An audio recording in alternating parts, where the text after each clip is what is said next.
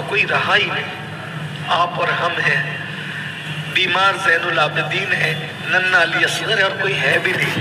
بابا میں بھی جاؤں گا کربلا کے میدان میں اور میں بھی جام شہادت نوش کر لوں، بابا مجھے بھی اجازت عطا فرمائے۔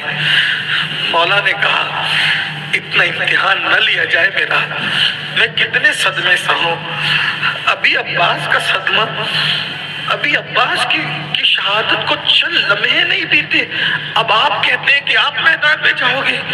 18 سال کا جوان بیٹا، ہم شبیہ پیغمبر، ہم شبیہ پیغمبر۔ مولا حسین کہتے تھے کہ جب ہمیں نانا جان کی یاد آتی تو ہم شہزادہ علی اکبر کی زیارت کرتے ہو، ایک دم ہم شبی، حضور کے ہم شبی، ایسے ہم شبی اللہ اکبر کہ حضور کی یاد آ جائے، آواز نکلے تو حضور کی آواز کی یاد تازہ ہو جائے، اتنے خوبصورت، اتنے حسین، اتنے جمیل۔ بابا میں نے بھی جانا ہے۔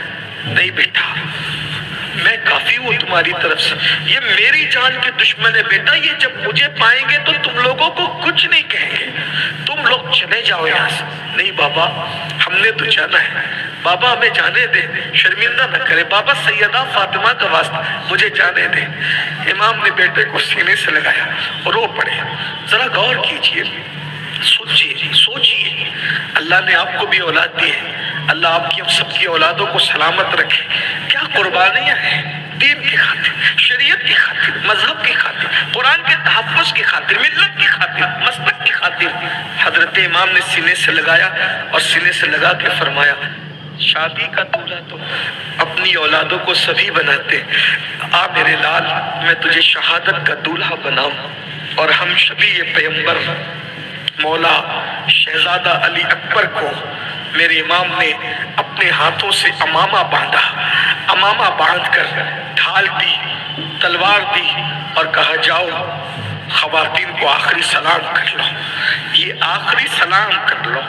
اس جملے پہ غور کریں، بچے گھر سے نکلتے ہیں، میں ایک سوچتا ہوں شہزادہ علی اکبر کی شہادت تو میں پہلے سے پڑھ رہا ہوں، بیان کر رہا ہوں، لیکن جب مجھے خود کو اولاد ہوئی تو احساس ہوا کہ شہزادہ علی اکبر کی شہادت کی گہرائی کیا۔ بچے جب گھر سے نکلتے ہیں تو جب تک گھر میں لوٹ کے نہیں آتے دل نہیں لگتا۔ اگر کبھی گھر سے فون آ جائے کہ بچہ جھولے سے گر گیا تو تقریر میں مزہ نہیں آتا، کھانے میں دل نہیں لگتا۔ سوچتا میرے امام ہمارے بچے تو جا کے آنے والے، آپ کا تو جا کے آنے والے بھی، وہ بھی 18 سال کا بیٹا۔ میں اکثر سوچتا ہوں کسی کا بیٹا ماں کے مشابہ، کسی کا بیٹا باپ کے مشابہ، کسی کا بیٹا بھائی کے مشابہ، یہ رسول اللہ کے مشابہ تصویر مصطفیٰ علی اکبر، علی اکبر تصویر مصطفیٰ، میرا مرشد، میرے امام کا شہزادہ علی اکبر شہزادہ، ہم شبیہ رسول، ہم شبیہ پیغمبر۔ کہتے جاؤ آخری سلام کر، امیوں کا آخری سلام کر۔ جب آخری سلام کرنے کے لیے گئے، بیبیاں کر کیا سکتی تھی، صبر و رضا کا مجسم تھی۔ سیدہ سکینہ پکڑ کر بھائی کو کہتی بھیا آپ نہ جائیں نا، جو جاتا ہے واپس نہیں آتا۔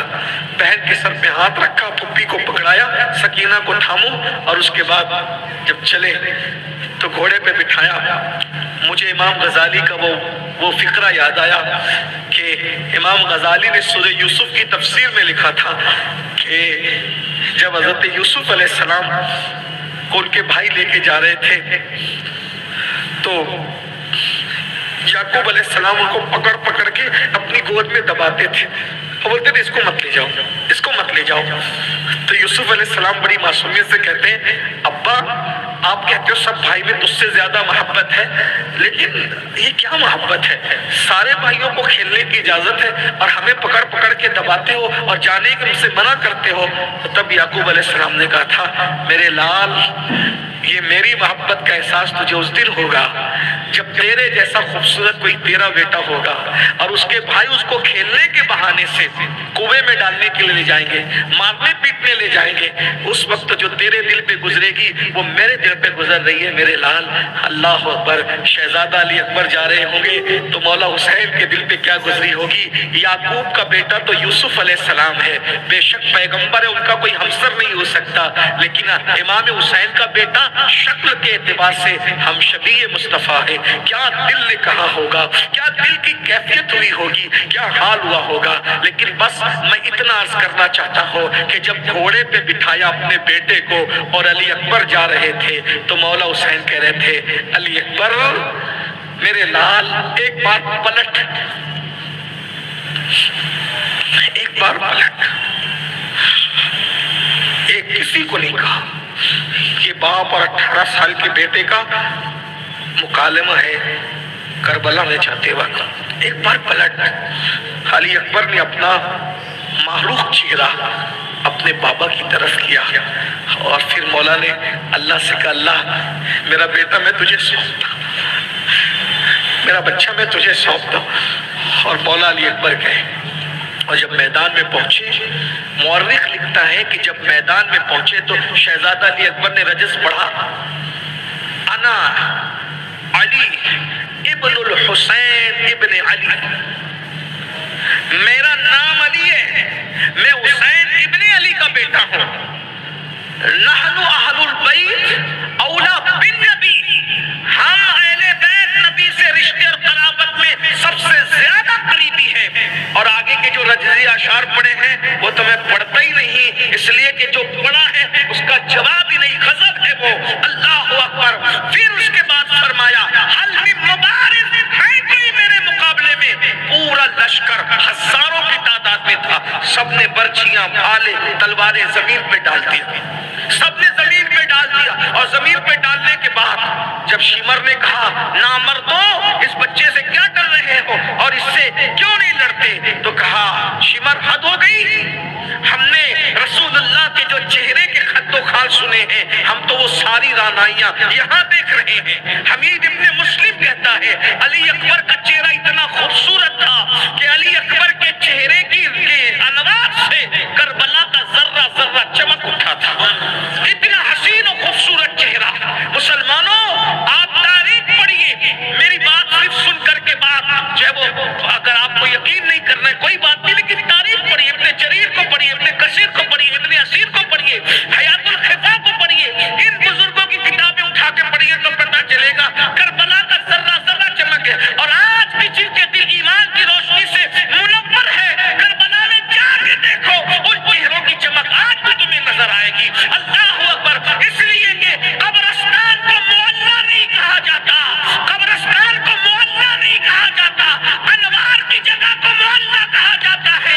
یا تو ہم نے خدا کی انوار سے روشن عرش کو معلّہ جانا ہے یا پھر مصطفیٰ جان رحمت کی انوار اور ان کی انوار کی انوار سے روشن ہم نے کربلا کو معلّہ جانا ہے. یا تو عرش معلّہ ہے یا تو کربلا معلّہ ہے. وہ خدا کے نور سے جگمگا رہا ہے, یہ مصطفیٰ اور آل مصطفیٰ کے نور سے جگمگا رہا ہے اور قیامت تک جگمگاتا رہے گا.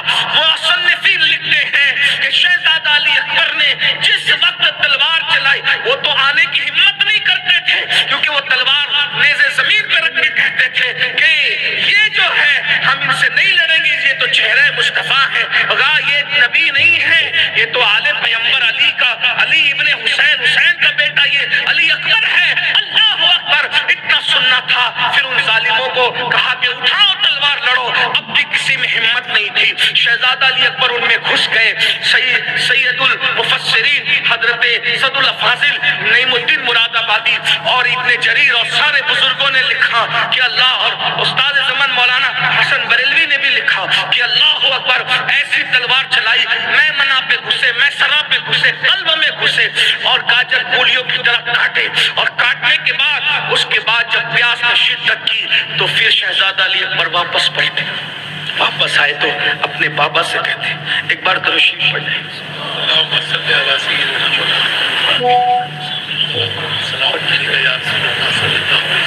ایک بار سب مل کر درود شریف پڑھ لیں بلند آواز سے. رب صلی وسلم دائما ابدا علی حبیبک خیر الخلق کلہم. ایک بار سب مل کے پھر درود شریف پڑھ لیں. اللہم صلی وسلم وزد وبارک علی سیدنا ومولانا محمد معدن الجود والکرم والہ الکرام وابنہ الکریم وامتہ الکریمہ یا اکرم الاکرمین وبارک وسلم صلاۃ و سلام علیک یا سیدی یا رسول اللہ وعلی آلک و اصحابک یا سیدی یا حبیب اللہ. ایک بار پھر درود شریف پڑھیں سب مل کر. اللہم صلی وسلم وزد وبارک علی سیدنا ومولانا محمد معدن الجود والکرم وآلہ وصحبہ وبارک وسلم صلاۃ و سلام علیک یا سیدی یا رسول. ایک بار پھر درود شریف پڑھیں. اللہم صلی وسلم وزد وبارک علی سیدنا ومولانا محمد معدن الجود والکرم وآلہ وصحبہ صلاۃ و سلام علیک یا جد الحسن والحسین. ایک بار پھر نبی اور آل نبی پر سب جھوم کے درود شریف پڑھیں. اللہم صلی وسلم وزد وبارک علی سیدنا ومولانا محمد معدن الجود والکرم وآلہ وصحبہ صلاۃ و سلام علیک یا جد الحسن والحسین وعلی آلک و اصحابک یا جد الغوث الثقلین. اور پلٹ کر کے جب واپس آئے تو اپنے بابا سے کہتے ابا جان بہت پیاس لگی. اس لیے کہ مولا حسین خیمے کے باہر کھڑے ہو کر یہ منظر دیکھ رہے تھے. یہ منظر دیکھ رہے تھے کہ میرا شہزادہ کیسے لڑ رہا. ایک باپ اپنے بیٹے کی کارروائی کو اور کارگزاری کو دیکھ رہا تھا. جیسے شہزادے نے کہا ابا بہت پیاس لگی تو آپ نے کہا بیٹا پانی پلانے کے لیے تو اس وقت نہیں ہے، البتہ جو ہے نانا جان کی ایک انگوٹھی میرے پاس ہے. نانا جان صلی اللہ علیہ وآلہ وسلم کی ایک انگوٹھی میرے پاس ہے، وہ انگوٹھی اپنے منہ میں رکھ لو، تم کو کچھ تسلی مل جائے گی. اور اس کے بعد پھر جو ہے اللہ اکبر قاضی حضرت شہزادہ علی اکبر منہ میں نانا جان کی انگوٹھی رکھ کر پھر گئے. پھر کہا حل من مبارک، کون میرے مقابلے کا ہے بھیجو. اب کی مرتبہ جس وقت مبارز طلب کیا تو پہلے سے پلان ہو چکا تھا ایک کام کرو مقابلے کے لیے بھیجو. تو مقابلے میں کون جائے گا؟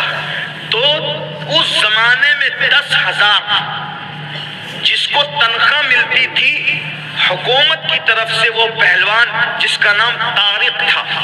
Tariq smooth even when your network isn't. No buffering, no breaking. پہلوان نہیں تھا. طارق کو کہا تو جا. طارق نے کہا یہ بچہ ہے میں اس سے نہیں لڑوں گا. اور کہا ابھی تو نے دیکھا کوئی مقابلے میں جاتا نہیں، نامردو تم سب، تمہاری عورتیں بیوہ ہوگی، تمہارے بچے یتیم ہوگے، جاؤ. تو جیسے طارق نے کہا دیکھ اگر میں جا کر کے ہم شبیہ پیغمبر نواز رسول کو ختم بھی کر دوں تو آخرت برباد میری ہوگی. ان لوگوں کو یہ احساس تو تھا آخرت برباد ہو، لیکن دنیا کی لالچ میں اتنا ڈوب گئے تھے. بہت بدترین ہے دنیا کی لالچ. دنیا کی لالچ اندھا کر دیتی، بہرا کر دیتی ہے. یہ آج جو دنیا کے اندر جرائم اور پاپ ہے وہ دنیا کی محبت کی بنیاد پر ہے. دنیا کی محبت جب اہل بیت کا غدار کرتے، قرآن کا غدار کرتے، رحمان کا غدار کرتے، یہ دنیا کی محبت ہے. انہیں پتا تھا نماز میں جن پہ درود پڑھتے ہیں وہ کوئی اور نہیں ہے، وہ یہی لوگ ہیں، ان کے سوا اور کون ہو سکتا ہے. لیکن دنیا کی مال کی محبت، آج مال ہی کی تو محبت ہے کہ لوگ شراب کے دھندے کرتے ہیں. مال ہی کی تو محبت ہے لوگ گانجا بیچتے ہیں. مال ہی کی تو محبت ہے لوگ سود کھاتے ہیں. مال ہی کی تو محبت ہے لوگ اللہ اکبر جو ہے زنا کے دھندے کرتے کرواتے ہیں. یہ مال کی مگر سن لو اللہ رسول کے ساتھ غداری کرو گے مال کی محبت میں تو بہت دن تک کے دنیا سے لطف اندوز نہیں ہو سکتے. کربلا سے سیکھو، دنیا کی محبت میں ڈوب کر قرآن اور رحمان سے غداری کرنے والے، حرام دھندے کرنے والوں، حرام کاروبار کرنے والوں، جرائم پیشہ لوگوں، اللہ کی بارگاہ میں توبہ کرو جیسے وہ عبرت بن گئے. اگر تم نے عبرت حاصل نہیں کی تو تم بھی عبرت بن جاؤ گے. بہنوں سے بھی کہتا ہوں دنیا کی محبت میں نفس کی خواہشات کے لیے بے پردہ نہ گھومو، جرائم کی طرف نہ جاؤ، حرام کاموں کی طرف نہ جاؤ. ذرا غور تو کرو کیا یزید کے گھر کی عورتوں کا ذکر منبر پہ ہوتا ہے؟ نہیں. عیش کرنے والی عورتوں کا ذکر منبر پہ کوئی نہیں کرتا. فاقہ کرنے والی متقیہ سیدہ زینب کے ڈنڈے پوری دنیا میں بجائے جاتا ہے. منبر پر کسی کی ماں کا نام نہیں لیا جاتا. حسین کی ماں کا نام منبر پہ خطبے میں لیا جاتا ہے. اس وقت تک خطبہ جمعہ پورا نہیں کیا جاتا اس شاہ کے یہاں جب تک کہ